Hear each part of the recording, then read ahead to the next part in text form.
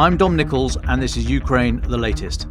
Today, as drones once again cause alarm in Denmark and Ukrainian strikes inside Russia add to Putin's fuel woes, we report on President Zelensky's speech yesterday at the United Nations, and later we hear from Dr Jade McGlynn for our regular update on resistance activities in the occupied territories. Bravery takes you through the most unimaginable hardships to finally reward you with victory. Russia does not want peace. Erstens, wir verteidigen mit unserer Hilfe für die Ukraine auch unsere Freiheit und unsere europäischen Werte. If I'm president, I will have that war settled in one day, 24 hours. We are with you, not just today or tomorrow, but for 100 years. Nous ne pouvons pas, comme Européens, laisser gagner la Russie en Ukraine. Nobody's going to break us. We're strong. We're Ukrainians. It's Thursday, the 25th of September, 3 years and 215 days since the full-scale invasion began. And today I'm joined by the Telegraph's executive editor for audio, Francis Dearnley, and Dr Jade McGlynn of King's College London. I started with the latest diplomatic activity in Europe. Let's go to Denmark. Drones have flown over multiple airports across Denmark last night, causing one of the airports to close for a number of hours. The incidents, which occurred late on Wednesday, 2 days after that so-called drone attack forced Copenhagen Airport to shut, were a systematic and hybrid operation by a professional actor, Denmark's defence minister said earlier this morning. Troels Lund Poulsen told a press conference there can be no doubt that everything points to this being the work of a professional actor when we are talking about such a systemic operation in so many locations at virtually the same time. This is what I would define as a hybrid attack using different types of drones. Now, Mr. Lund Poulsen said there was no evidence to suggest Russian involvement as of yet, but he did say the drones were launched locally. It's unclear where they were deployed from, but he said they've not come from a long distance. Peter Hulmegard, who's Denmark's justice minister, he said the Danish armed forces were looking to acquire enhanced capabilities to detect and neutralise such drones. They were spotted at Denmark's airports in Aalborg, Esbjerg, Sonderburg and at the Skridstrup air base just before leaving the airspace late on Wednesday, police said. Aalborg Airport, which is one of the biggest ones after Copenhagen, was shut down for several hours. The country's armed forces were affected, as Aalborg is a joint military and civil base. Now, speaking about that incident, North Jutland Chief Police Inspector Jesper Bogjard Madsen said it's not possible to take down the drones, which flew over a very large area over a couple of hours.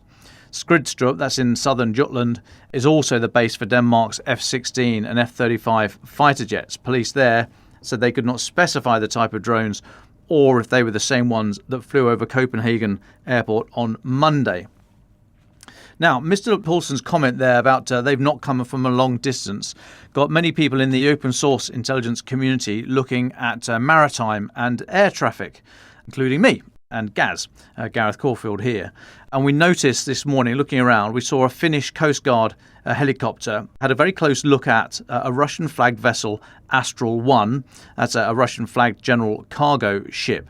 Now, a couple of hours ago, Gaz and I were watching this flight, this Coast Guard vessel, and we were checking the maritime tracking websites.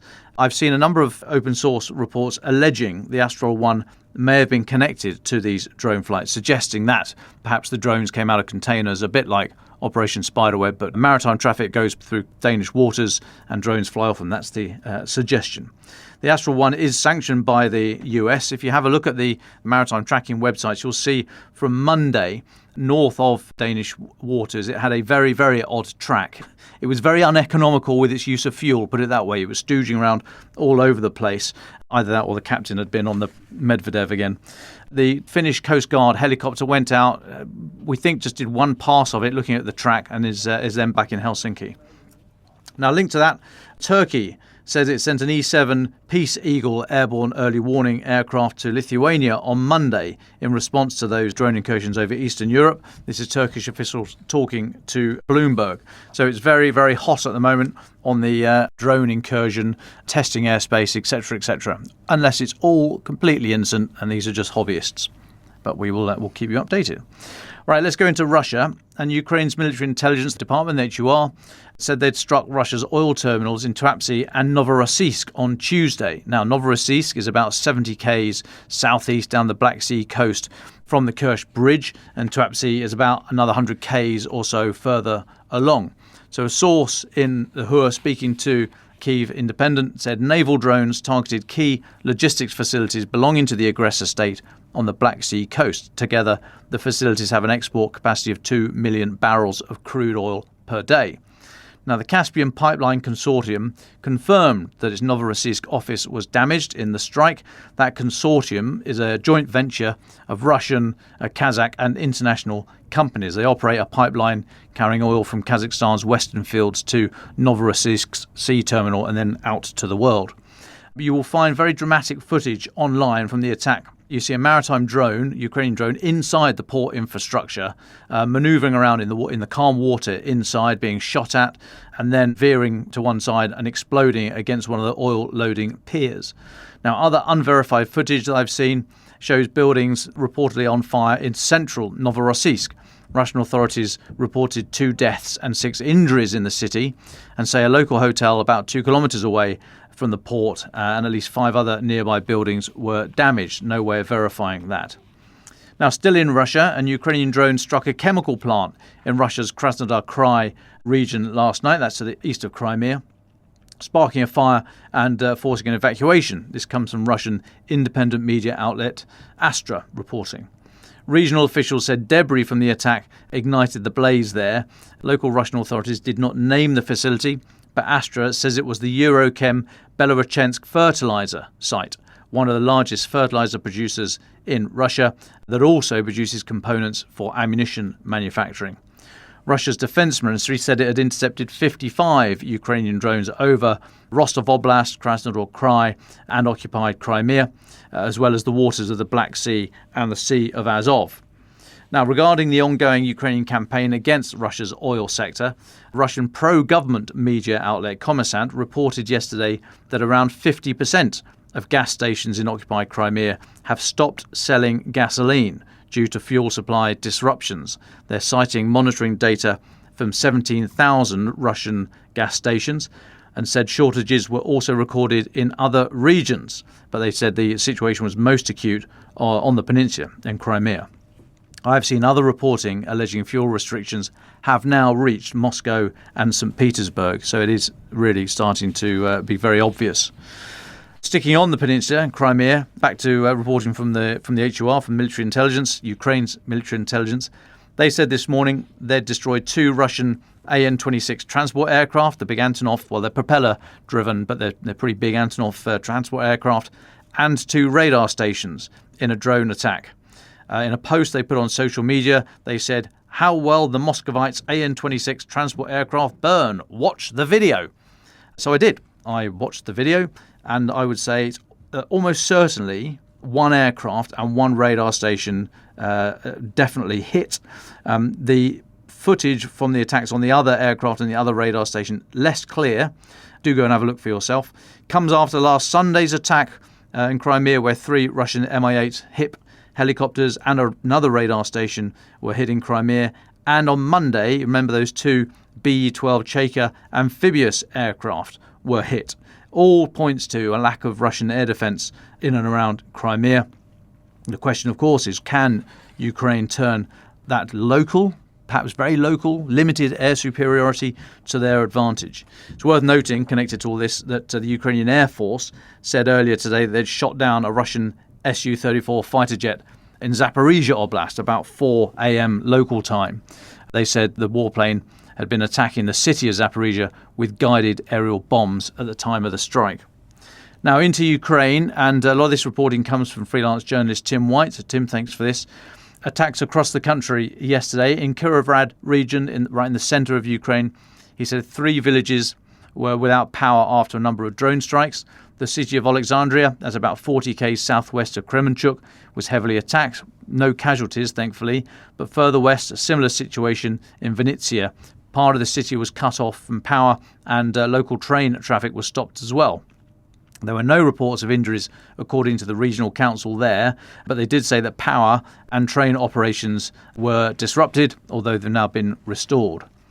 Drones also said to have hit a communal enterprise in the village of Prokolny. That's about 50 k's east of Kharkiv, only about 20 k's from the border with Russia, causing a huge blaze. A 59-year-old man said to have been killed in that attack. Going slightly further to the west, to north in Chernihiv region, 30,000 people said this morning to be without power and water in the town of Nizhin. That's about 80 k's northeast of Kyiv after a Russian strike there. Sticking in Chernihiv region, going slightly west, Russia published a video of an alleged strike on a Ukrainian training ground at Honoryska. This was supposedly took place yesterday, very close to the Belarusian border. They say 2 Iskander ballistic missiles hit there. If so, that would be the 3rd strike on that training ground in 6 weeks. Ukraine has said that some soldiers died, which, depending on the circumstances, if it's the 3rd strike in 6 weeks, that shouldn't really still be happening. Overall, last night, 176 drones fired by Russia across Ukraine. 26 got through air defence. Just one last story for me I'd like to point you to. I was chatting to Louis Goss, one of our business reporters here at the Telegraph this morning. He's written a story about how European defence stocks gained £8 billion worth of value after Donald Trump made those comments at the UN that we reported yesterday when he was backing Ukraine to reclaim all of its territory from Russia. So on Wednesday, shares in top weapon makers, including BAE Systems, Thales, Safran and Rheinmetall, were bolstered by the US president's comments, offering potentially greater American support for Kyiv's war effort. So Airbus, Leonardo and Babcock also rose as investors piled in to buy shares. Speaking to Louis, he says they do fluctuate. So when it looks like there's not going to be a big splurge on defence spending, they can dip as well. But that little spike from Wednesday put on £8 billion worth of value. The Stocks Europe Total Market Aerospace and Defence Index, which tracks the shares of EU military contractors, hit a record high of 2,821 points yesterday, up nearly 1%. I don't know if that includes BAE Systems. I don't know if they'd be registered in the EU, based in the EU, so that might not include BAE Systems. I'll ask Louis. And that's us up to date, Francis. But another busy day on the diplomatic front. The UN General Assembly is still ongoing, finishing today, I think.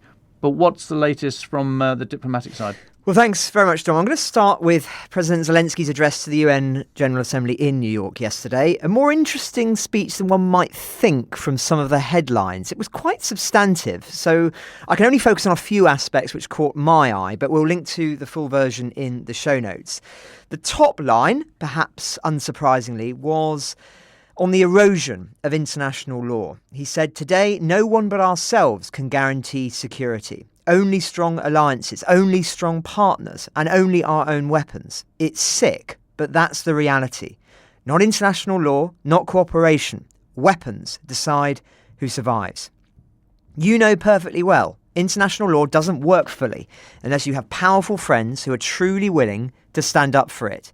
And even that doesn't work without weapons. It's terrible, but without it, things would be even worse. There are no security guarantees except friends and weapons. Now, I think few would disagree with that, given the past 3.5 years. He went on, "Nations can speak about their pain from stages like this, but even during bloodshed, there isn't a single international institution that can truly stop it. That's how weak these institutions have become.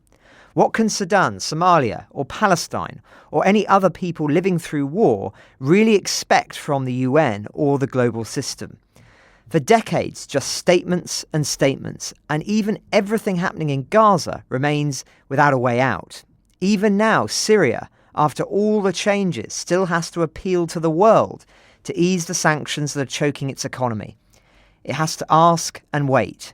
Syria deserves stronger support from the international community." Now, just hold that thought about Syria. I think Zelensky's reference there is interesting. Likewise, his reference to stolen Ukrainian children in the next bit, a subject, of course, of increased global attention. "Russia abducted thousands," he said, "and we've brought some of them back. And I thank everyone who's helped. But how long will it take to bring them all home? Childhood slips away faster than adults are able to help." Now, the rest of his speech focused on escalating risk around the world as a consequence of inaction to illegality. Estonia had to call a UN Security Council meeting for the first time in history because Russian fighter jets deliberately entered its airspace. Moldova is defending itself, again, from Russia's interference. And Russia's trying to do to Moldova what Iran once did to Lebanon. And the global response? Again, not enough. We've already lost Georgia in Europe. Human rights and the European nature of the state system are only shrinking there. Georgia is dependent on Russia. Now, just a reminder, given his reference there, that the vital Moldovan election is this weekend. And for those who want to hear more detail about that, tomorrow's episode of our sister podcast, Battle Lines, will see Roland hearing the latest from one of the voices I interviewed while we were in Chisinau a few weeks ago. I think that will be a really interesting listen. But Zelensky went on. Yesterday, President Trump stood right here in this hall. God saved him from a murder attempt during the campaign. A shot was fired from a rifle and just a fraction of an inch saved his life. Just days ago, the president, along with hundreds of thousands of Americans, honoured the memory of Charlie Kirk. Sadly, his life was cut short by a bullet. Once again, violence with a rifle in hand. We also mourn the Ukrainian woman Orysia Lutsevych. She was brutally killed with a knife here in America, the very country where she was seeking refuge from Russia's war. And almost every day when we open the news, we see headlines about violent attacks. Most of it is done with weapons people are already used to. But weapons are evolving faster than our ability to defend ourselves. Now, I think that reference there is really all about appealing to the American audience. But he goes on, we are now living through the most destructive arms race in human history, because this time it includes artificial intelligence. And if there are no real security guarantees, will there be any place left on Earth that's still safe for people? We need global rules now for how AI can be used in weapons. And this is just as urgent as preventing the spread of nuclear weapons. Now, I thought that was quite interesting because one could argue AI is one of the areas that Kyiv and its allies have the edge on Russia. And just for more on that, I do recommend the panel I've mentioned a few times on drone evolution I moderated in Wiesbaden a few weeks ago. I'll link to it again in the show notes. It was a real deep dive on that subject and the profound implications of AI in terms of the accuracy of drone weapons. But Zelensky concluded by zooming in specifically on Ukraine. The facts are simple. Stopping this war now, and with it the global arms race, is cheaper than building underground kindergartens or massive bunkers for critical infrastructure later. Stopping Putin now is cheaper than trying to protect every port and every ship from terrorists with sea drones. Stopping Russia now is cheaper than wondering who will be the first to create a simple drone carrying a nuclear warhead. So we must use everything we have together to force the aggressor to stop. Now, Zelensky's address seems to have been pretty warmly received in the hall, although the format of such an occasion, as I was mentioning before, with people constantly floating in and out and speeches being played across the whole site, not just in the room itself, means it's harder to register impact as one would a normal speech. And that's before one even considers the translations that are happening simultaneously around the whole venue. But broadly, the mood music from the Ukrainian delegation seems to be positive. One can just register that in the body language. Hardly surprising after the warmer words from President Trump we discussed in detail yesterday. We were speculating then what intelligence the president had received, which seemingly led him to have this about-turn in messaging, although not action, especially about the state of the Russian economy and the prospect of Ukraine taking back some of its territory that it's lost.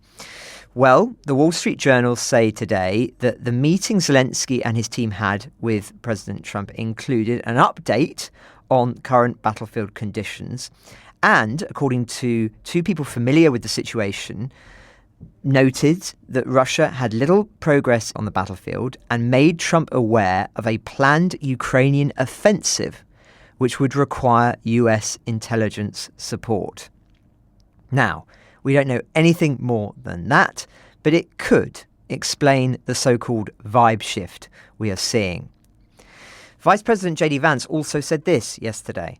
I believe the president is growing increasingly impatient with the Russians right now because he doesn't feel like they're putting enough on the table to end the war.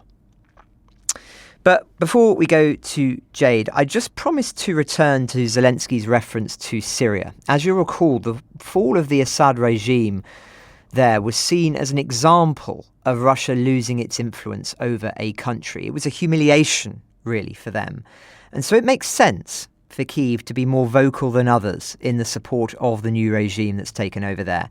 Its new leader, Ahmed al-Sharaa, actually met with Zelensky yesterday, where they signed a joint communique on the restoration of diplomatic relations, calling it an important step, and apparently discussed in detail promising sectors for developing cooperation, security threats faced by both countries, and the importance of countering them. I think we can all guess what those security threats are. So, Dom, those are the lead stories in the political realm today.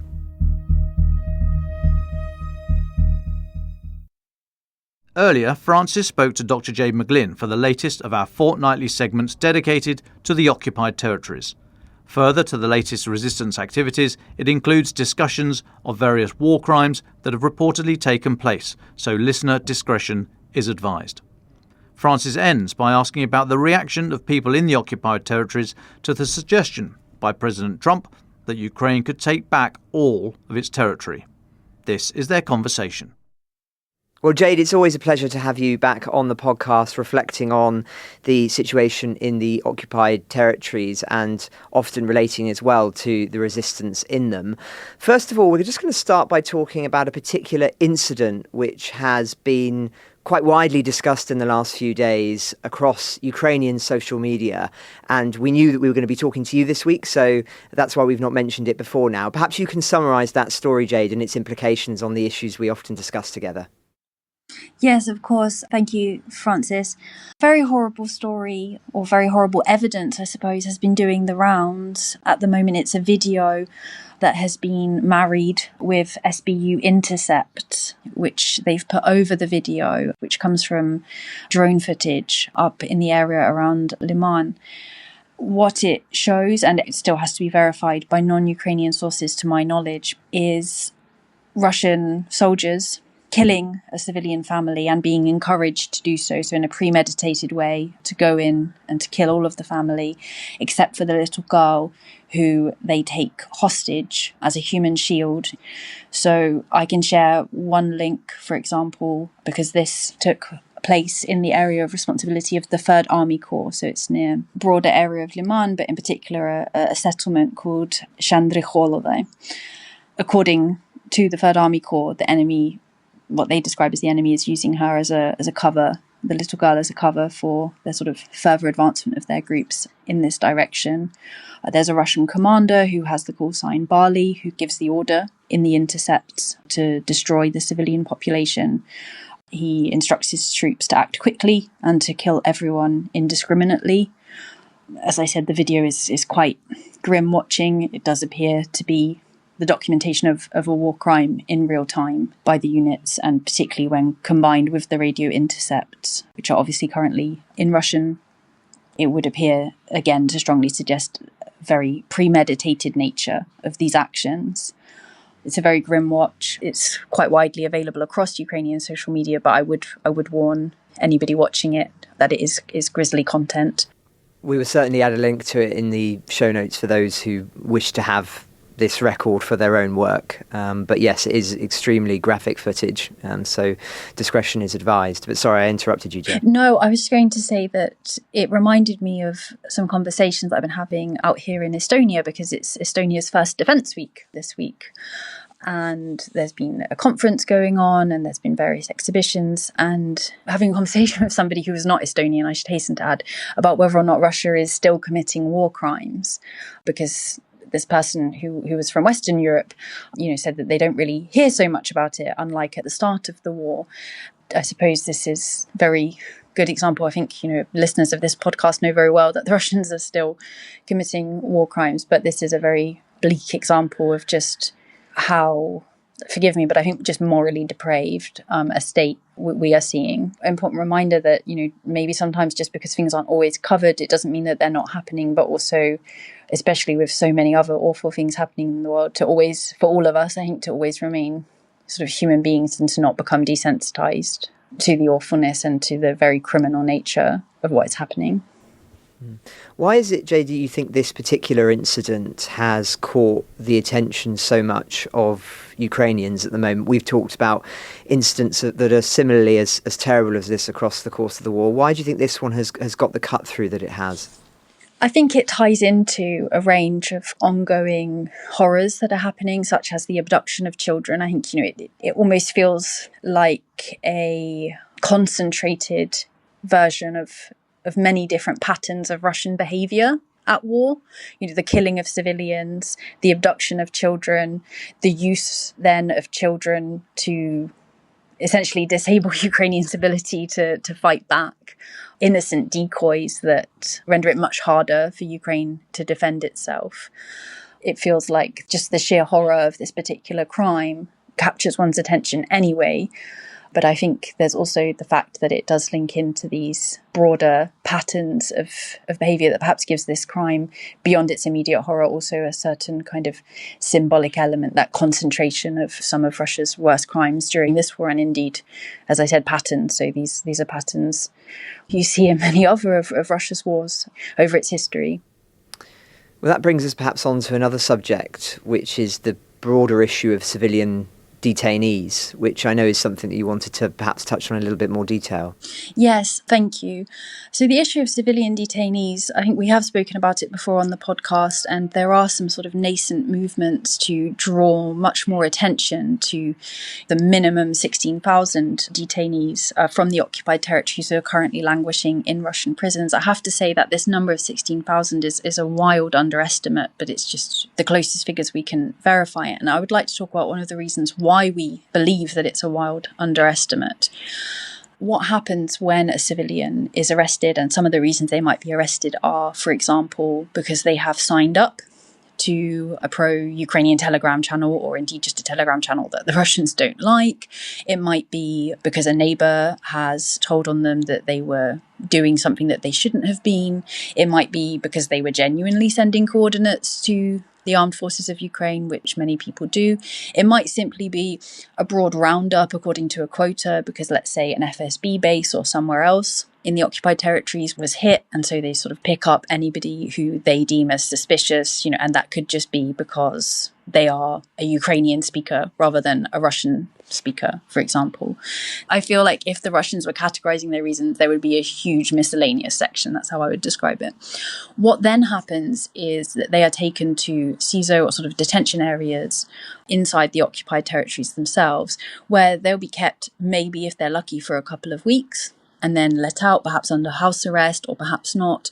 Or if they're very unlucky, they will stay in and then perhaps even be moved. For example, there are various CISOs that are run by the police around Mariupol, but then if the FSB are very interested in you, then you will be taken to one of the larger CISOs or detention centres in Donetsk. These are sites of incredibly grim torture that I won't describe in this podcast, but again, I can provide links for those who would like to read through the various international and Ukrainian organisations that have documented and that have interviewed those who survived such tortures. Again, not cheery reading, to put it mildly.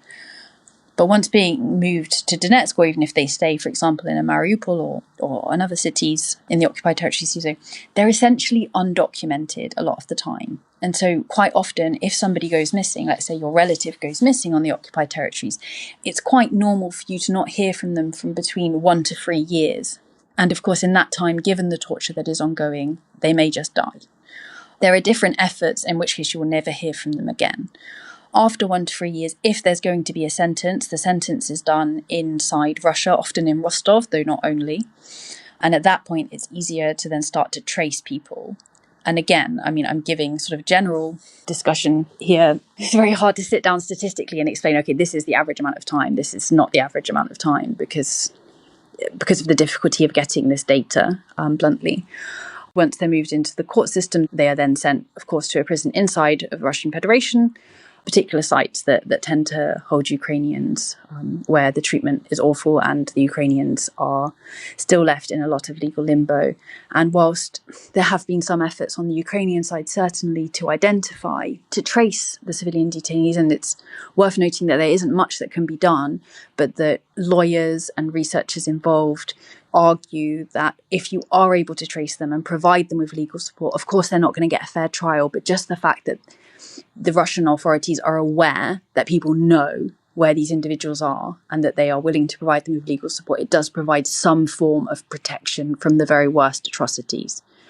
There's also the possibility of being able to send them parcels. Now, obviously, whether or not the Russians let through the parcels is a completely different question, but you have that opportunity of at least, I suppose, breaking through just the incredible isolation. And I think the psychological terror of thinking that you're in one of these black sites and nobody knows where you are, that in itself has something to commend it. So, as ever, I'm not here to bring sunshine and light, but I did just want to draw attention to the plight of civilian detainees who are not POWs, who are therefore not covered, and I think not understood as well by the international community, because you don't have the sort of Geneva Convention sort of different wars of law that regulate their treatment. I just wanted to use this opportunity to, again, bring attention to them, and hopefully as well as the start of maybe like a longer conversation that we could have as some of these efforts to help track, identify, and to the small, minuscule extent that it's possible, help these civilian detainees, or at least somehow break through in even a small list of possible ways their isolation, to perhaps keep you and your listeners aware of some of that work. Absolutely. Well, we certainly will return to that. And as you say, I think it underscores just how underreported this issue is. Let's go then into the regular updates as to what's been happening in the last fortnight or so relating to resistance in the occupied territories, Jade. Sure. So this is the period of the 11th of September through to the 24th of September, and we identified at least 14 confirmed operations. Interestingly, Crimea was the most active area during this period. The dominant tactics haven't really changed. Still a lot of arson against vehicles of Russian personnel, sabotage of railway signals in order to slow sort of resupply of Russian troops, particularly around the sort of Zaporizhia, Palohi and going to Zaporizhia direction, and targeted attacks on small patrols of troops or intelligence officers. If we go to Crimea, where, as I mentioned, there was the highest activity over this period, most of those incidents were centred on quite quick, low signature, I suppose, arson against vehicles that were being used by Russian personnel and by collaborators. So on the 11th of September, for example, Anti-Smersh reported burning a Russian serviceman's car in Crimea and framed it as the start of a broader campaign to undermine the enemy's mobility and sense of safety. On the same day, so also 11th September, the Crimean partisans mentioned their arson attack on a local deputy's car after they had provided him with earlier warnings. You have that combination of punishment, I suppose, with also intimidation and psychological intimidation of collaborators. On the 16th of September, Anti-Smersh also conducted more car burnings, which they framed as part of a series that would continue, stressing their intent to keep on pressurising occupiers. And also, I suppose, as part of an ongoing recruitment campaign, asking locals for tips and for participation to a certain extent, or not participation as part of a movement, but to encourage them to perhaps be inspired to do the same. There was also, of course, a big strike in Foros during the time period. Now, that wasn't conducted by the resistance, though, as always, it's pretty impossible to imagine that it was conducted without the resistance's human intelligence, provision of information. And for a long time, there were rumours that the head of Kherson, the Gauleiter of occupied Kherson region, Vladimir Saldo, was in the recreational base that was hit on Foros. But recreational bases are a particular favourite for the resistance because it's an area where you know that soldiers or indeed collaborators and other authorities will be gathered.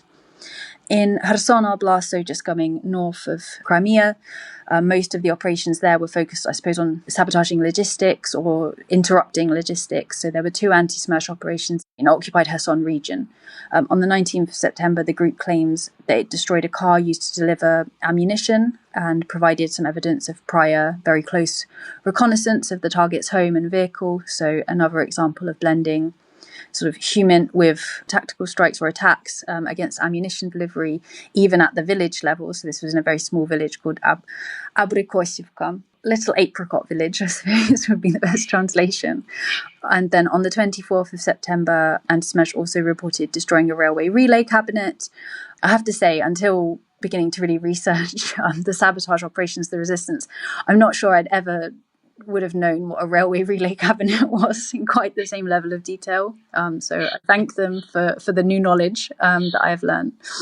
But yes, so that again was focused on disrupting deliveries of ammunition and provisions towards Kakhovka. So a classic attempt to slow resupply by breaking the railway signalling. Into the east, in Zaporizhia, in Melitopol, on the 20th of September, again anti-Smersh, who are really getting into their own here, provided evidence of tracking 2 Russian servicemen across Melitopol and then burning their vehicle, which was actually hidden under camouflage netting. And this is quite common, so Russians hide the vehicles under netting, but because there is so much human intelligence coming from the occupied territories, the eyes, whatever you want to call them, are able to identify, well, there actually is a vehicle underneath that net, and this vehicle that's been painted white has military number plates. Although it can, in theory, protect from drones, or it offers a level of protection against sort of drones in terms of the reconnaissance drones and imagery, it doesn't, of course, protect you from the human intelligence on the ground. So another sort of point about what is the role of the resistance, what impact are they having? I think that's a pretty good example there. Finally, Srok, the organization that means death to Russian occupiers and collaborators, but also means time's up in Russian, reported to what they describe as liquidations. It's not a very nice term, it means assassinations. On the 11th of September, eliminated a Russian patrol. They didn't specify the exact method, and they were using this to try to recruit as well. So it seems like there's quite an open effort to recruit among different movements on the occupied territories at the moment.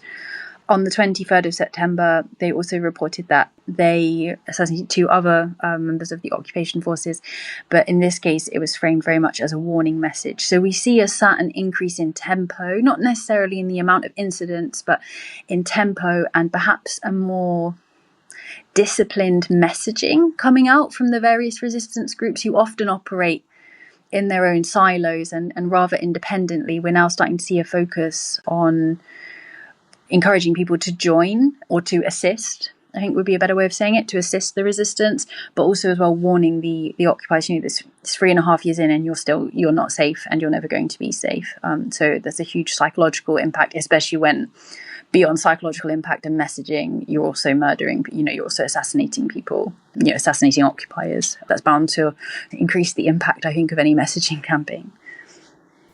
Well, thank you very much, Jade, for talking us through that. And of course, Ilya, you're a researcher whose vital work brings all of this together every fortnight. I just have one final question, if I may, which is, of course, this week we've heard the remarks of President Trump after his statement at the UN, where he talks about Ukraine taking back all of its land, and of course that is the occupied territories. I just wonder if there's been any reaction to that inside the occupied territories in the past 24 hours or so. So in terms of reaction, let's say from the channels, of course people are very happy, though I would say wisely, very cautiously happy about this type of language, because in some ways, the fact that nobody ever talks about liberating the occupied territories, and there are lots of military reasons why that is a very difficult task at the moment.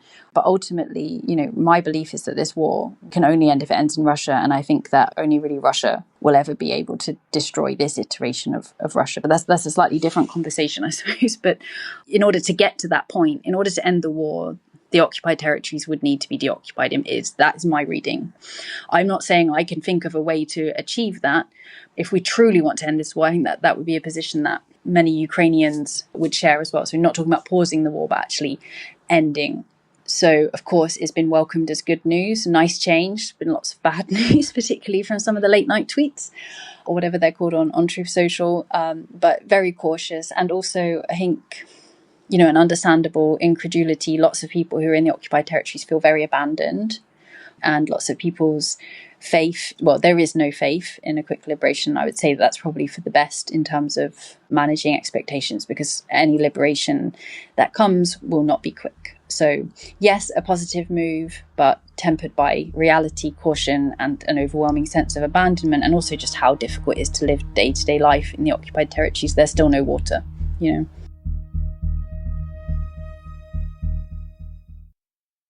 So we'll go to final thoughts. I've just seen in the last, 30 minutes ago, Mark Rutte, NATO Secretary General, has tweeted, just spoke with Denmark's PM Mette Frederiksen about the drone situation, which we take very seriously. NATO allies and Denmark are working closely on how we can ensure the safety and security of our critical infrastructure.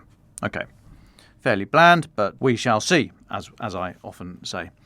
Now, one thing I will point you to, and I should say we'll put the link in the show notes, and the same to Louis' business story from earlier on. Put the link here as well. I was looking at this memorandum of understanding between Britain and the United States on the technology prosperity deal. Now, just stay with me for a minute. This is a little bit wonkish, but this MOU, it says the purpose is to enable collaboration towards joint opportunities of mutual interest in strategic science and technology disciplines, including artificial intelligence, civil nuclear, fusion, and quantum technologies. On a section about research security, it says that they're saying this MOU is going to support continuing collaborative activities to share effective practices and information on systems to identify and mitigate threats to the research enterprise, including supporting capacity building for universities, research organisations and industry, strengthening collaboration in threat analysis, including in key technology areas, and leading allies and partners to adopt similar rigorous practices to facilitate a trusted ecosystem of innovation. Now, I say all this because I think it's particularly odd that it doesn't involve Australia in any way, given the very heavy overlap with AUKUS, the Australia, UK, US pact. There's two pillars to AUKUS, don't forget. Pillar 1 is about nuclear submarines, and that's all very exciting, and Virginia class this, and then US SSN AUKUS that, blah, blah, blah. Pillar 2 is all about niche technologies, exactly these kind of things. It is AI, it is quantum, it is all the other bits and pieces that these Five Eyes partners, Australia, UK and US, are supposed to be working very closely with each other about. But there's no mention of Australia or AUKUS in this memorandum of understanding. There's a few mentions of nuclear, nothing to do with submarines, but it does say on nuclear, it says the MOU is about ensuring a secure and reliable supply chain for advanced nuclear fuels in both countries and achieving full independence from Russian nuclear fuel by the end of 2028. That got me thinking as well. I didn't even know we were reliant upon Russia for nuclear fuel. If anyone knows any more about that, please let me know. But it also then talked about exploring opportunities for novel applications of advanced nuclear energy, including civil maritime applications, and playing a leading role in forming the establishment of international standards, potential establishment of a maritime shipping corridor between the participants' territories, and strengthening energy resilience for the participants' defence facilities. So it does mention defence facilities there, even though it's spelled with an S, which is obviously wrong. In the preamble to the whole MOU, it says it's recognising the complementarity of the work of the participants and their track record of joint research and innovation partnerships, their status as most trusted security and defence partners. So all of that, it's good diplomatic speak. That's how these things are written. But why no Australia? I am getting increasingly concerned about the viability of AUKUS. I don't know, does this run alongside AUKUS? Is this something specific for the UK and US? I don't know why this would not have a reference to Australia, and I'm getting very concerned about, as I say, Five Eyes partnership. Only three of them, clearly. But, it's not as if Australia is outside the gang, outside the tent when it comes to sharing the real nitty-gritty stuff. So, anybody know why that is? I would be delighted to learn more. Francis, what you got as a final thought? Thanks. I'm just wondering whether there was a beast with 3 eyes rather than 5 in Greek mythology. If you're a fellow ancient history buff, help me out on this one.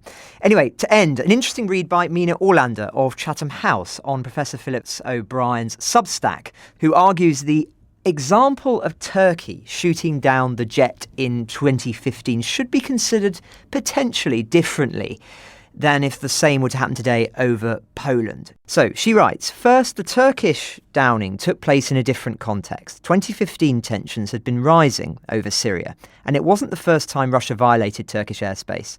Nevertheless, the Russian-Turkish relations were, back then, and are even more so today, of a very different nature than the relations between countries around the Baltic Sea and Russia, including chummy relations between the two presidents, booming trade and tourism, sanctions evasion, building a new Russian nuclear power plant in Turkey, and Turkey buying Russian air defense systems.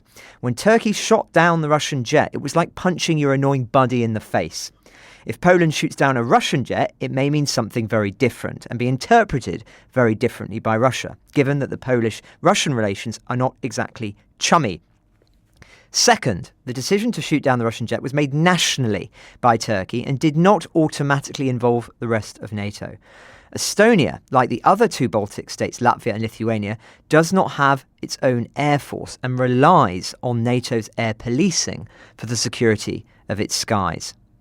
Third, even in the case of Baltic Sea NATO allies that have their own air forces, such as Finland, Sweden or Norway, there are a number of considerations that differ. Finland has an 800-mile land border with Russia and is located close to important and sensitive Russian mainland military and civilian areas. It is therefore not unreasonable to consider the possibility that Russia would take it in a different way. A tit-for-tat response from Russia would be conceivable, using the first suitable occasion to shoot down a Finnish plane, military or civilian, close to the Russian border, with some kind of an excuse that it allegedly was about to or already entered Russian airspace. Fourth, the Baltic Sea is an extremely congested space, both at sea and in the air, with constant civilian traffic and frequent military activity. The rules of engagement, therefore, reserve shooting down foreign aircraft as the very last resort. The first reaction is always to intercept and escort intruders out, and only in case of unwillingness to cooperate are the next steps taken. Contacting to give warning, flying close to force exit, warning shot or flares, and finally, use of force. Fifth, and finally, Russia's main interest in upping the ante in Europe is probably to test US reactions. It is entirely possible Russia will force a European country to shoot down a Russian jet if it feels confident that it would lead to a final and open abandonment of Europe by the US. Trump's latest statement, recommending NATO to shoot down Russian intruders, may cause some momentary concern in the Kremlin. But what really counts is whether the US follows up with action and participates in the NATO efforts in Europe. So she's effectively suggesting that if Moscow still thought it worth the risk to test the US response, they might still do so, despite the European reaction. So an interesting insight, an interesting read, and we will, of course, link to that too in the show notes. Ukraine the Latest is an original podcast from The Telegraph, created by David Knowles. To support our work and stay on top of all of our Ukraine news, analysis and dispatches from the ground, please subscribe to The Telegraph. You can get 1 month free, then 2 months for just £1 at www.telegraph.co.uk/Ukraine the Latest. Deploying cutting-edge technology, we also release Ukrainian and Russian versions of this podcast. These translations retain our voices and delivery so that it can reach listeners in every region of Ukraine and those parts of Eastern Europe where Russian is still widely spoken. Links to those can be found in the podcast description to this episode. You can also now sign up to the new Ukraine the Latest weekly newsletter.